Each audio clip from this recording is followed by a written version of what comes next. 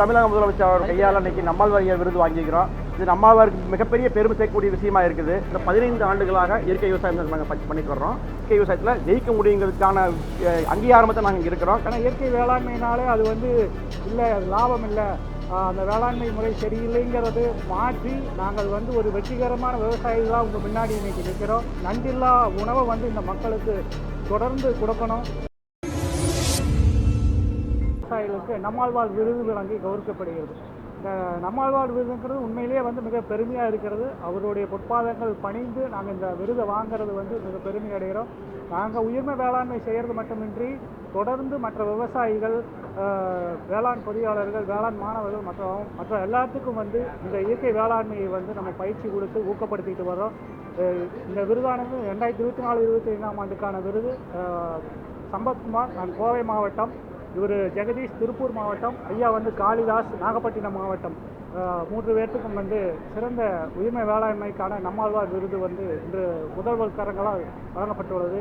இந்த அருமையான விருதை எங்களுக்கு வழங்கிய வேளாண்மை மற்றும் உழவர் நலத்துறை சார்பாகவும், தமிழக முதல்வர் சார்பாகவும், மற்ற அனைத்து அதிகாரிகள் சார்பாகவும் அவங்களுக்கு எல்லாத்துக்கும் நாங்கள் நன்றி கடமைப்பட்டிருக்கிறோம். ஏன்னா இயற்கை வேளாண்மையினாலே அது இல்லை, அது லாபம் இல்லை, அந்த வேளாண்மை முறை சரியில்லைங்கிறது மாற்றி நாங்கள் ஒரு வெற்றிகரமான விவசாயிகளாக உங்கள் முன்னாடி இன்னைக்கு நிற்கிறோம்.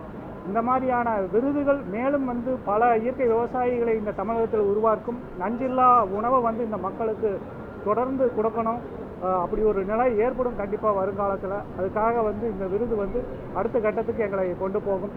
இன்னைக்கு மாண்புமிகு தமிழக முதலமைச்சர் அவர் கையால் இன்னைக்கு நம்மாழ்வார் விருது வாங்கிக்கிறோம். இது நம்மாழ்வாருக்கு மிகப்பெரிய பெருமை சேர்க்கக்கூடிய விஷயமா இருக்குது.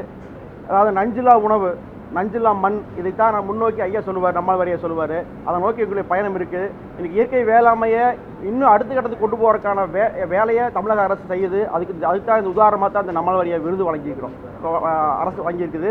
மிகப்பெரிய சந்தோஷமாக இருக்குது. அதாவது துறை சார்ந்த அத்துணை அமைச்சர் பெருமக்களுக்கும் அலுவலர்களுக்கும் மாண்புமிகு தமிழக முதலமைச்சருக்கும் எங்களுடைய நன்றியை அவருடைய பொற்பாதங்களுக்கு கணக்கியாக இருக்கிறோம். அடுத்த தலைமுறைக்கு நான் மண்ணையும் இந்த பூமி பந்தையும் நல்ல விஷயம் கொண்டு போய் சேர்க்கக்கூடிய கடமை எங்களுடைய எல்லா கையிலும் இருக்குது.